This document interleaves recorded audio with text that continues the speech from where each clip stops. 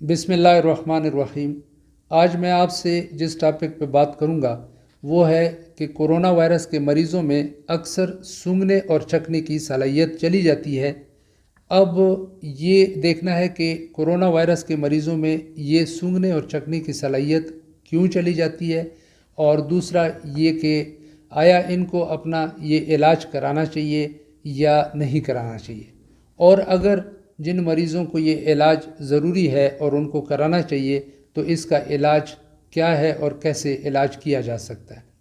تو سب سے پہلے میں بات کروں گا کہ یہ کورونا وائرس کے مریضوں میں سونگھنے کی صلاحیت کیوں چلی جاتی ہے۔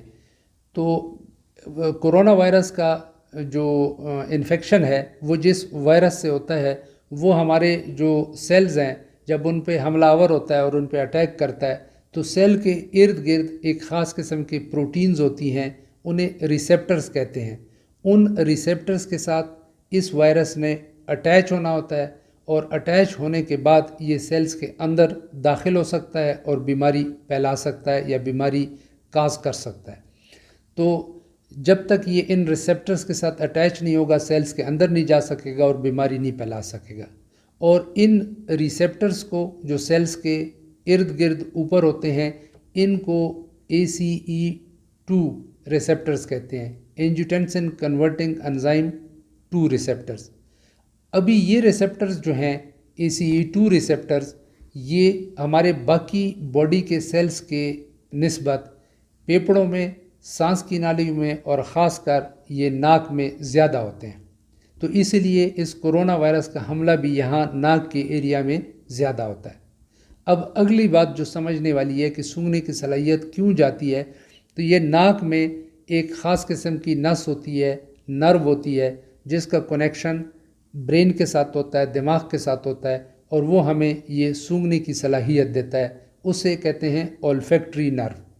تو یہ جو وائرس اس اولفیکٹری نرو کے ارد گرد یا اس کی سمجھ لیں جڑ پہ، یہاں پہ ناک میں جو سیلز ہوتے ہیں ان پہ جب حملہ آور ہوتا ہے اور اٹیک کرتا ہے، وہاں پہ انفیکشن کرتا ہے، تو اس کی وجہ سے وہاں انفلیمیشن ہو جاتی ہے۔ انفلیمیشن کا مطلب ہے کہ وہاں سوجن ہو جاتی ہے، اور اس کی وجہ سے یہ جو سونگھنے کی حس ہے اس کا پیچھے کنیکشن نہیں رہتا ہمارے دماغ کے ساتھ، تو اسی لیے وہ سونگھنے کی صلاحیت یا کم ہو جاتی ہے یا بالکل ختم ہو جاتی ہے۔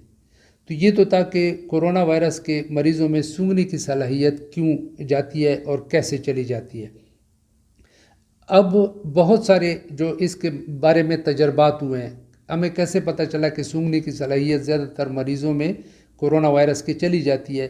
اس میں بہت سارے تجربات ہوئے ہیں، جیسے ایران میں ایک تجربہ انہوں نے کیا، اور وہاں پہ 60 جو مریض کورونا وائرس کے اسپتال میں داخل تھے ان میں یہ سونگھنے کی صلاحیت جو ہے وہ دیکھی گئی، تو اس میں سے ایک کم 60 میں سونگھنے کی صلاحیت متاثر تھی۔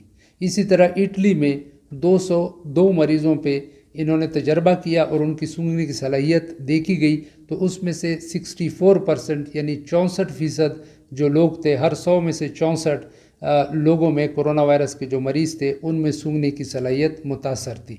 تو اس کا مطلب یہ ہے کہ ان تجربات سے یہ پتہ چلا کہ کورونا وائرس کے جو انفیکشن کے مریض ہوتے ہیں، جو کورونا وائرس کے مریض ہوتے ہیں، ان میں یہ باقی علامات جو کورونا وائرس کے ہیں جیسے کھانسی، بخار یا سانس میں دشواری، یہ ہوں یا نہ ہوں، یعنی اے سمٹومیٹک ہوں یا سمٹومیٹک ہو، دونوں صورتوں میں یہ جو سونگھنے کی صلاحیت ہے یہ اکثر کورونا کے مریضوں میں یہ چلی جاتی ہے، یہ متاثر ہوتی ہے۔ تو چونکہ یہ ایک بہت بنیادی ہماری حس ہے، تو اس لیے ان کورونا وائرس کے مریضوں کی کوالٹی آف لائف بہت متاثر ہوتی ہے۔ اب اگلے سوال کی طرف آتے ہیں کہ آیا ان کو اپنا علاج کرانا چاہیے یا نہیں۔ تو عام طور پہ ان کورونا وائرس کے مریضوں میں یہ جو سونگھنے کی اور چکھنے کی صلاحیت ہے یہ 2 ہفتوں کے اندر اندر واپس آ جاتی ہے اور بحال ہو جاتی ہے۔ تو اس صورت میں ان مریضوں کو کسی خاص قسم کے علاج کی ضرورت نہیں پڑتی۔ لیکن ان مریضوں میں جن کی یہ سونگھنے کی صلاحیت 2 ہفتے یا اس سے زیادہ متاثر رہے اور واپس نہ آئے، تو ان مریضوں کو علاج اپنا کرانا چاہیے۔ اب جو اس کے لیے علاج ہے وہ کیا ہے؟